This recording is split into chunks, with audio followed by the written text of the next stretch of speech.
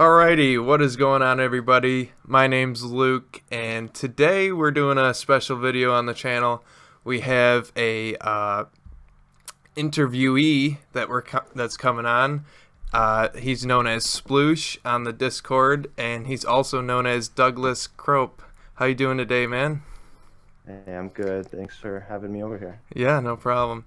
I do So, watch your videos. Yeah, they're great. oh, you're the one? That's Yeah, good. me and the other guy. Yeah, that's cool. Well, I'm glad it gets to some people. That's cool. So Doug, you just won an RPQ 2 weekends ago. Where was that at? I was in Derry, New Hampshire. Derry, New Hampshire. So was that your local game No, store? No, you traveled. about an hour and 10-minute drive. For Okay. most of the people I know, that we all had to do that drive. Okay. I'm from Massachusetts, and so yeah, we all drove up. And there was two guys actually from Montreal as well that drove 5 hours Oh together. wow, Yeah. that's quite the drive. Oh yeah. So you're a pretty competitive player. Definitely one of the top players, I'd say. You were a top finisher at LVO last year, and you made High Command in the past season. And then you just finished top 8 in the Invader League season 3. So, obviously you're pretty good.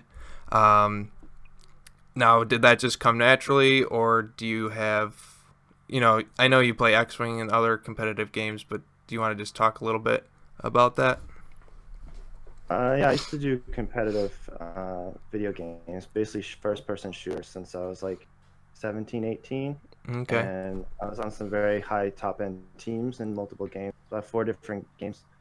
And that went into like learning Magic the Gathering, and then that turned into X-Wing, and now it's Legion. Cool. And yeah, I consider Legion my favorite game now. Magic was too expensive, and X-Wing is kind of in a weird place right now that I don't Mm-hmm. like. Yeah, Legion's So awesome. it's I great. I play it because, well, Star Wars, but mainly because of just the game mechanics itself. I mean, I could play other Star Wars games, right? There's so many of them, but Legion specifically, it's just such a good game. Yeah, I'm really loving it. Like at first, it was kind of that pet back, like second tier, game, and Mm-hmm. even I had a lot of X-wing players talk me into playing Legion, so I wasn't even like jumping into it. But I'm glad I did now because it's turning out to be like my favorite game by Yeah, far. definitely.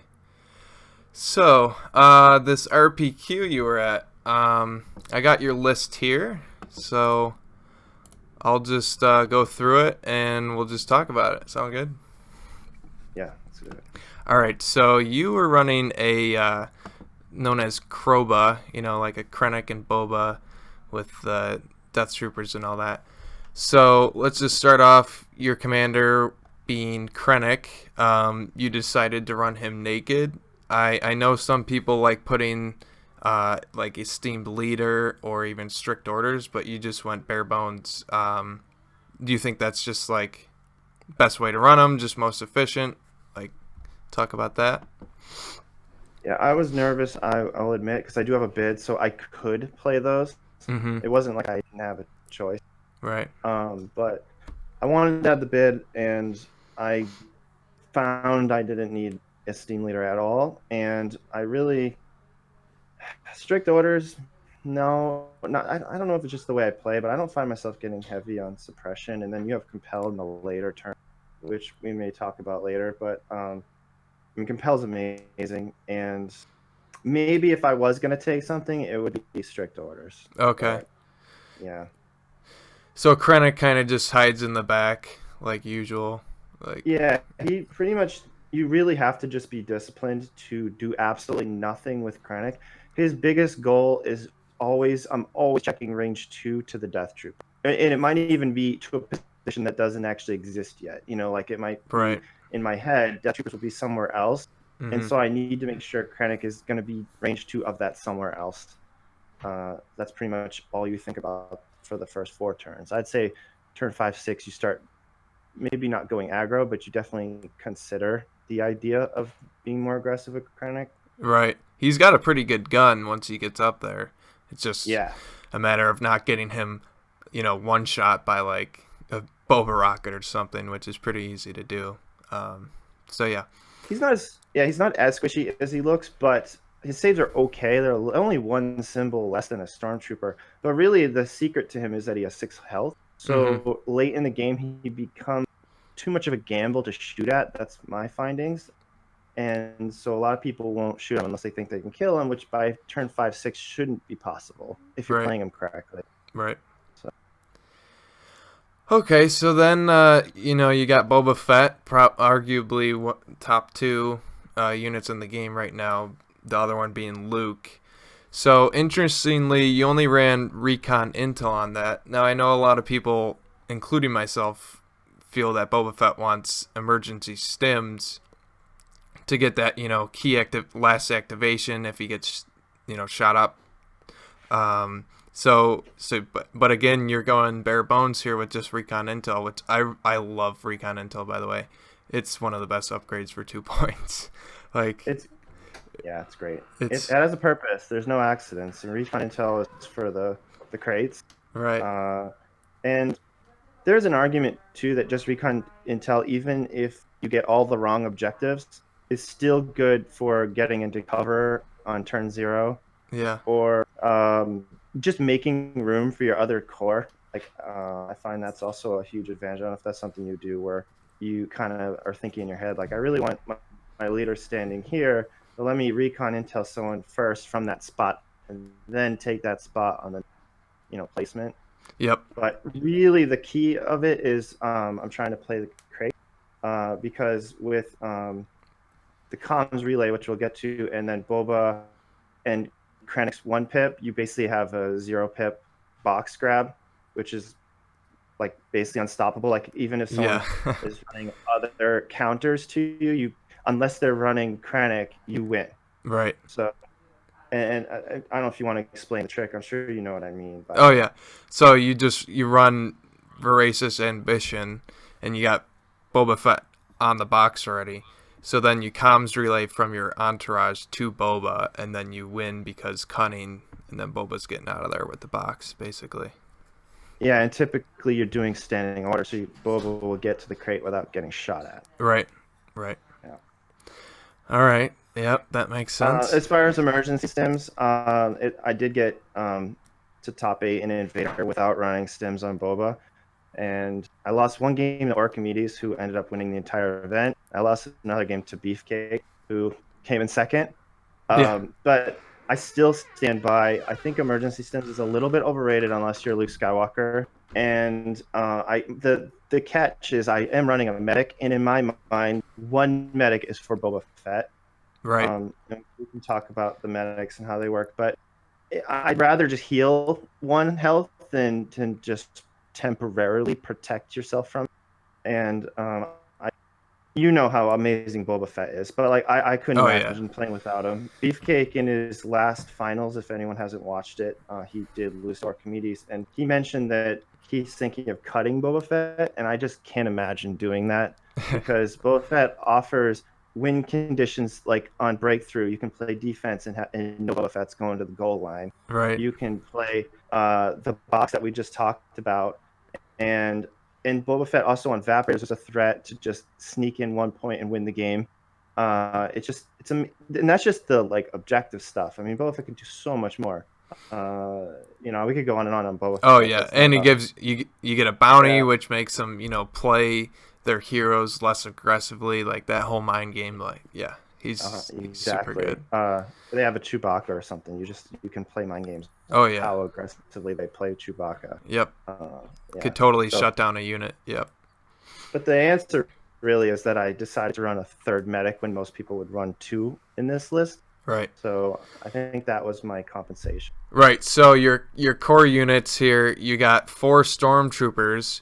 3 of them have DLTs, and then 3 of them have medics, meaning that one of them was just a naked squad with the medic.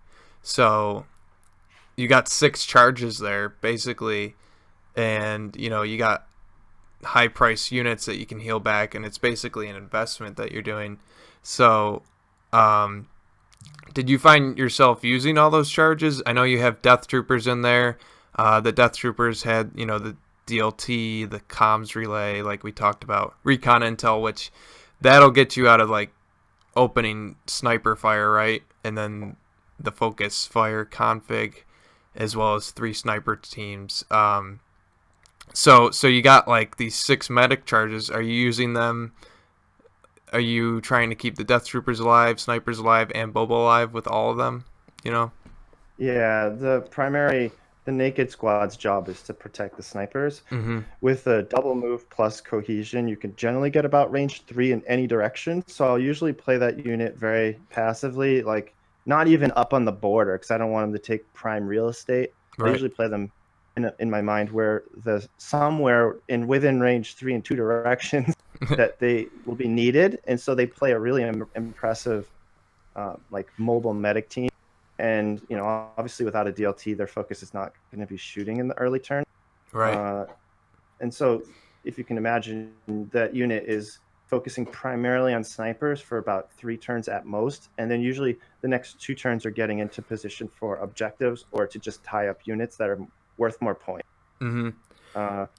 Yeah, so that's the, and then usually the other 2 medics stick around Boba and the Death Troopers. Okay. And play a little bit of protection. Gotcha. Yeah, the naked squad with the medic is so. I mean, it's just like, all right, shoot them if you want. Like, as if I get my medic charges off and they hold an backfield objective, or last minute push, and there's still a guy in the squad, they did their job, right? I mean, yeah, or like minefield, for example. Yeah, they'll just take a mine to the face. Yeah, just throw them into a mine. You Yep. don't even care. Yeah. You really don't care. Yeah. Even if the thing crits, Yep. can be, there's tricks to like reduce how much a mine can do to you. But I find that squad, when I get minefield, I'm not even upset. It's like, hey, I have a squad built for this moment. Yeah. They were born for this. Literally. Oh, that's great. And they're in activation, so it's like, yeah, just pure efficiency here. So now the comms relay, did you find yourself using that every turn, or do you just use it in those specific situations, like you have Boba Fett on the crate? I don't know. Do you have a plan with that?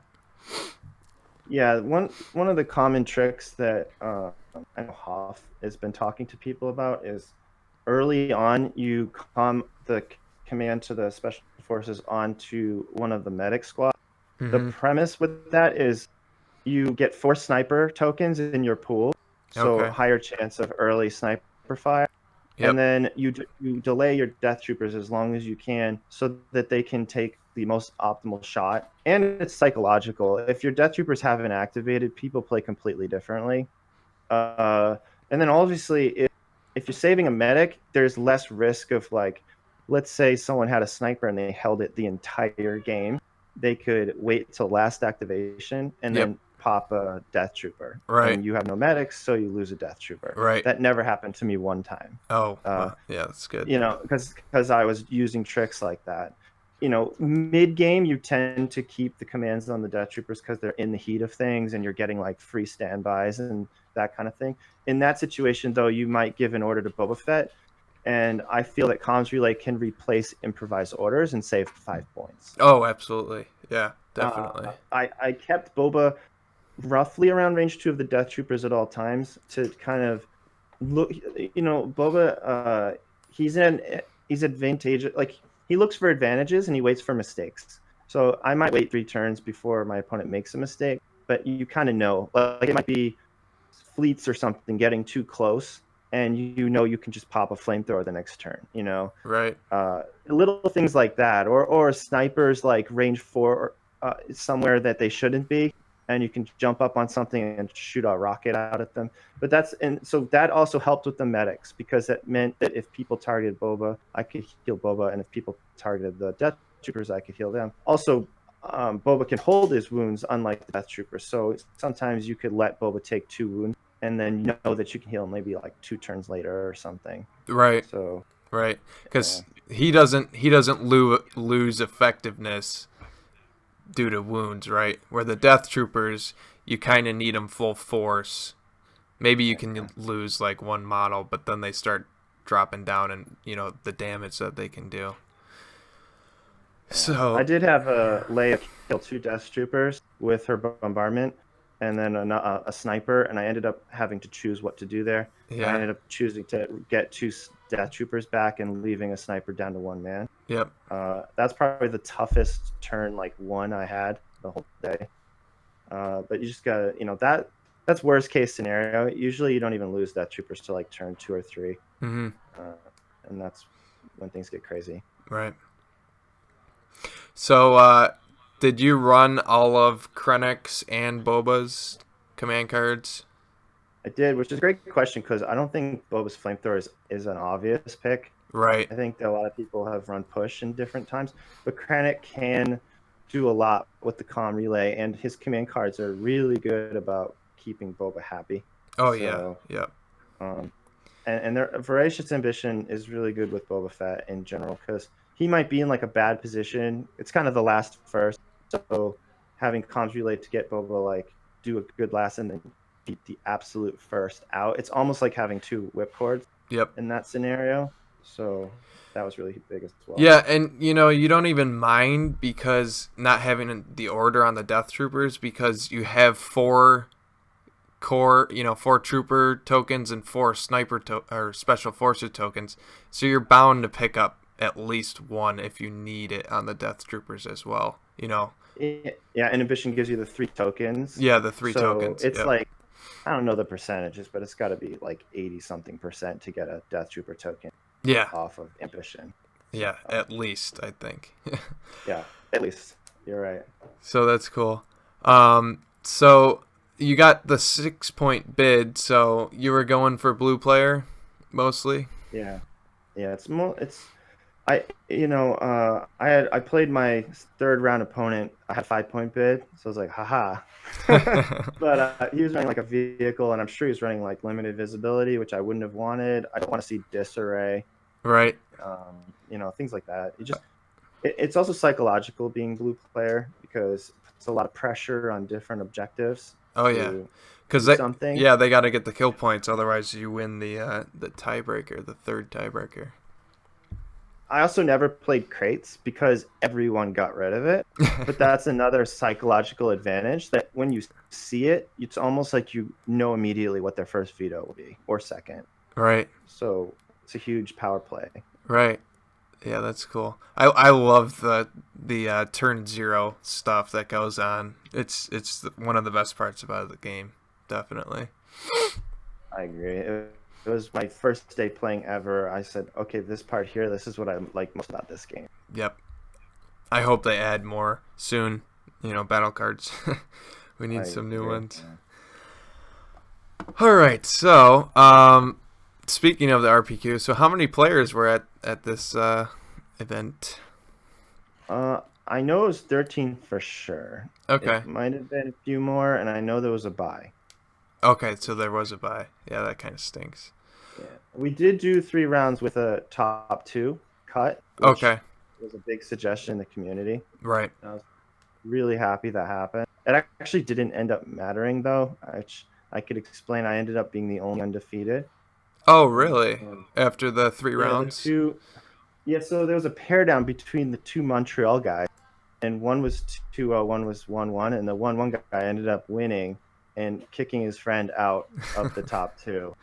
Oh, And then okay. since they drove together, he had to wait for his friend to play me before they could go home. That's funny. So it was kind of a grudge match between the 2 of them, and they were speaking French the entire time. Were they? I was just about to ask. Yeah. I was like, I hope they speak English because I don't want to play a game like this. Yeah. They're actually super nice guys, and they spoke great English. Were there cards in French by chance?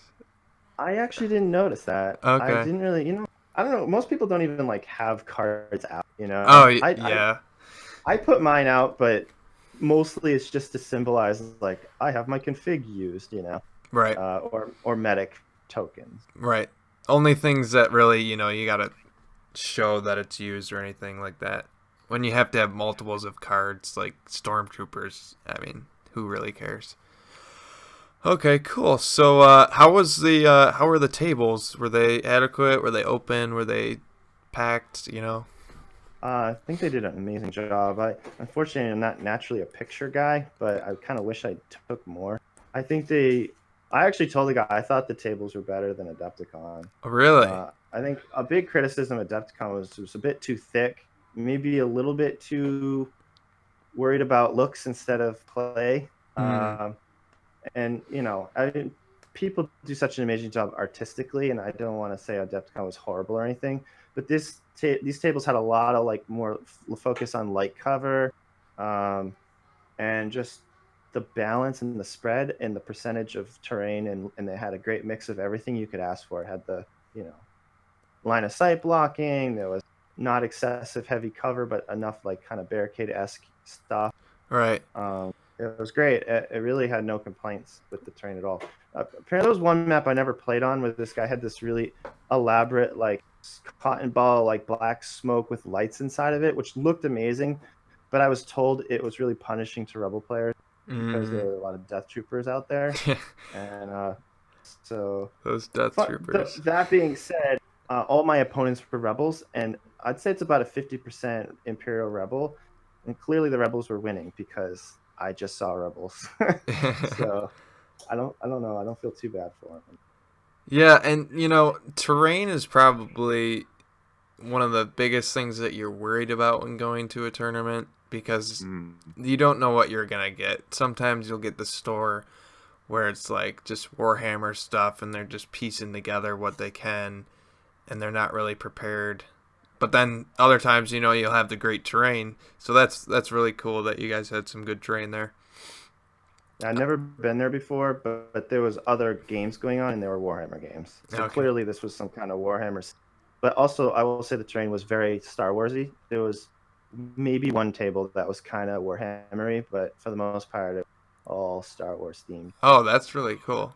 Because yeah, usually you see all the Warhammer stuff, all that, those, the typical buildings that you see. Um, Yeah. but that's cool. So, how about your games? How did the actual games go? What did you play against? Felt rebels, so All felt a rebels. little, it felt a little repetitive, but it's fine. Um, the Was it first opponent was playing Flyboys. okay? Um, Making sure I'm not getting that wrong. No, it was Flyboys. That was a tight game. It was against a guy I met from a local store, and we knew each other coming there. And we were joking that I would be his first round opponent, and of course I ended up being his first round opponent, which is always hard. Yeah. When you first games against. Um, it was probably one of my tougher games. I mean, it's really nothing like super notable. There was one oh so this guy has a joke that he's actually going to the Northeast Open, which by the way, if anyone's listening to this, Oh you gotta yeah, say hi. definitely. Yeah. Super come say hi to me. Yeah. But yeah, he's gonna okay, so he had a really tough situation where my Death Trooper shot his Han, and all his Han had to do was make one save, and he probably kills some Death Troopers and maybe kills Boba Fett. It was a decent chance, Mhm. and he didn't. He rolled 6 dice and got 0 evades Oh my and, gosh. and lost Han. And we both kind of just rolled our eyes. I also had an insane 5 dice flamethrower with Boba that killed 5, which was the entire squad. And then the other shot killed his sniper squad. So in my first activation of the turn, I killed 2 complete activations. Oh my. So that's horrible. Like he could have rolled at least an evade, Yeah. on any of that, and it Right. would have been. So that was. What do you say to that? Yeah. Sometimes the dice will just completely go against you. Yeah. Second round opponent was just like was Leia Luke, and he had some snipers kind of at like range 5 of Death Troopers. So I just did like a move and fire everything and Mhm. just wiped a sniper squad because I could see like the tiny edge of one of his dudes with the way I moved. Yeah. And that was like a huge backbreaking moment. And it basically, he just had a VAP a little too exposed, and he had trouble getting to it. And I ended up winning like 6-1 because I had like a bounty on him, and it was kind of insult to injury because it's just like Annihilation Looms last turn, and it's just like completely destroyed any chance he had of like catching up, really. Right. And then I just compelled and like took his own VAPs from him at the last turn, and he couldn't really stop it. So that one was tough. The third opponent was actually running 2 ATRTs, and he was 2-0, and he had the speeder. I ended up ignoring the speeder. Those things are insane, kind of.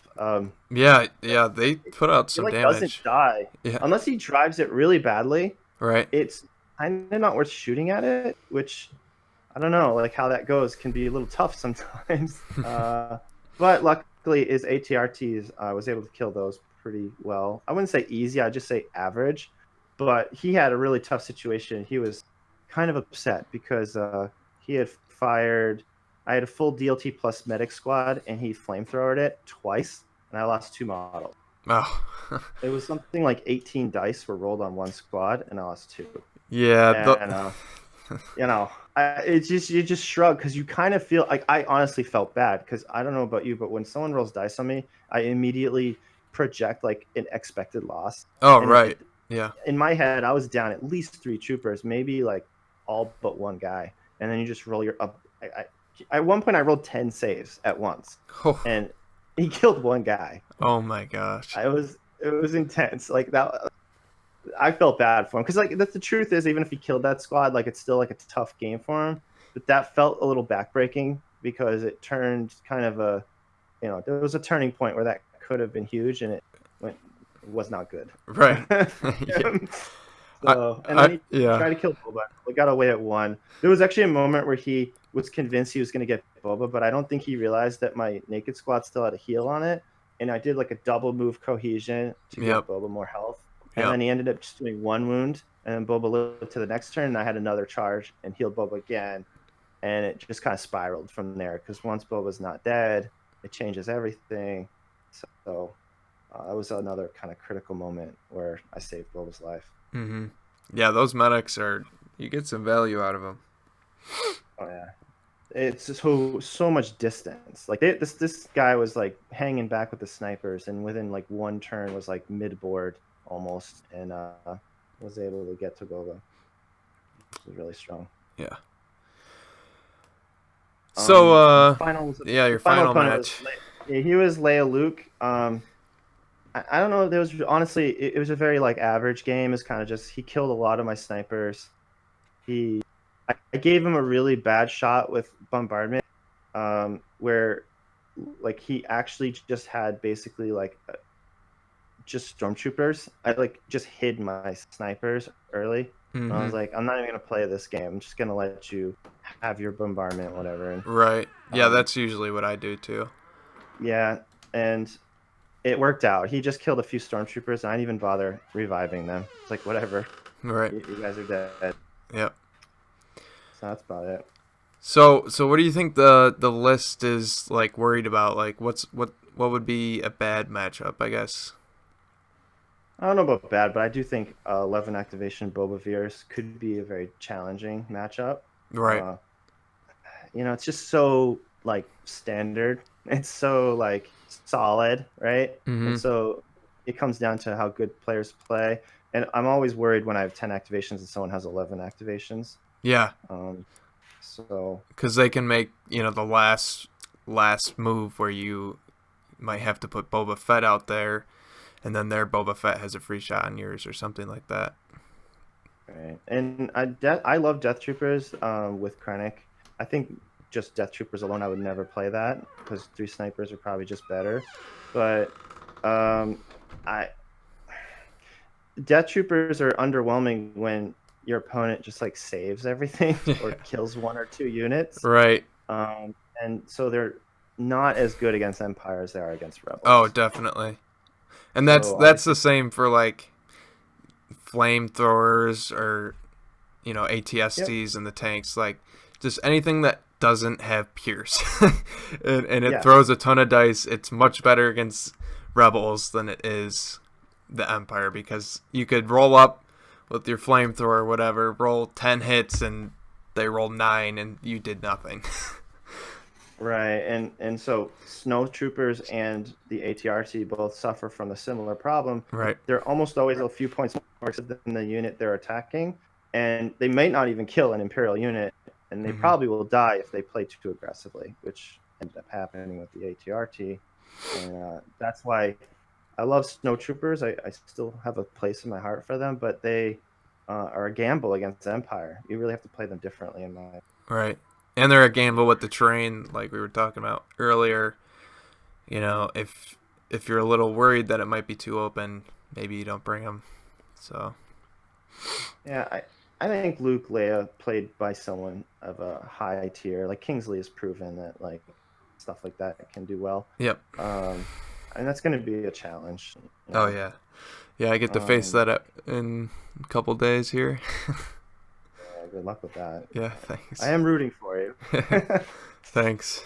um, but yeah, I don't know if anything else really comes to mind. The fact that I have 3 DLTs on the storms and a DLT with the Death Troopers, and then I have Boba's rockets, like armor type stuff, is too worrying. I do think that maybe a tank versus this, the tank might have a tiny, tiny edge just on variance because like the tank can be healed anytime, where the Death Right. Troopers are very timing sensitive. Right. Um, and I don't I think Bosk is scary for Death Trooper. Oh, Let's just say it. yeah. Let's just say it. You know. Yeah. So. Bosk is So just a lizard who can just snipe the hell out of things. uh, I played in Invader Final or top 32. I played in a row 2 Death Trooper squads, and I killed both of them, the entire squad, in 2 rounds. Um, so, I love Death Troopers. They're fun, but be careful with them because snipers and bounty hunters can come for them. And yeah. Anything I with don't think Pierce. my opponents did not roll badly either. It's just Pierce, lots and lots of Pierce. Right. You know, so. All right. Well, you got any final thoughts here? Anything you want to say? Uh, I think compel is insane. I think you got to be really careful with using compel before turn 5. Mm-hmm. It's a little bit of a drug because Right. you're thinking, oh man, like if I could just move here, I got an amazing shot. But think about next turn Yep. because I've seen a lot of people get a little drunk with compel, and then all of a sudden their units are panicking. Um, so Yeah, it doesn't take yeah, much. You only need 4, and if you keep putting that suppression on, it's gonna build up. I'll also say that I think Annihilation Looms is a win more card, and if you don't play like Magic, what that means is it's a card where it's really good when you're already winning, which is fine, but you generally want to play cards that are good when you're losing and winning. Mm-hmm. And so what I tend to do is play standing orders almost always turn 1. That gives me last move, which is great. And because of comms relay, you're getting 2 actions or 2 commands anyway. Right. And so usually it's like Boba plus like the medics or something. And then what that allows you also is it means you could go the whole game without playing Annihilation Looms. So there's less stress on you to think about that card. Like I pretend it's not even in my hand until the moment when I see that moment and it's obvious this is the play. Right. And out of 4 games I played it one time, I think it sealed my victory in that one game. Mm. So I was ahead though, but then it made me 100% ahead, Yep. So yeah, that's about it. I think that covers the list pretty well. You can get a little creative with comms relay, but I think I covered most of the uses. Yeah, there are some tricky plays still that we didn't discuss, but yeah. Yeah, there might be that weird moment where like a stormtrooper squad is actually like more important as a first activation, and I think maybe I did that once, but Mm-hmm. it's Right. not as, but yeah. But yeah, it's just there, and if you need it, you only paid 5 points for it, so it's a That's a discount. Yeah. good little trick there. Yeah. All right, well, thanks for coming on and talking here. Hopefully, you. Well, I'll see you in what 3 weeks now for the Yeah, about that. Northeast Yeah. Open. So yeah, I look forward to that. Yeah. Hopefully, Bosk and Sabine are out by then. I believe they're definitely going to be out by then. Yeah. So what's his Jay said that he'll allow them, and they're Yes. expected for the 28th. And I got an email from FFG saying that my boss is in the mail. Okay. Yeah. So Yeah. cool. Alrighty, well, everybody have a good day, and we'll see you on the next video. Bye. Thanks, Luke. Yep, see ya.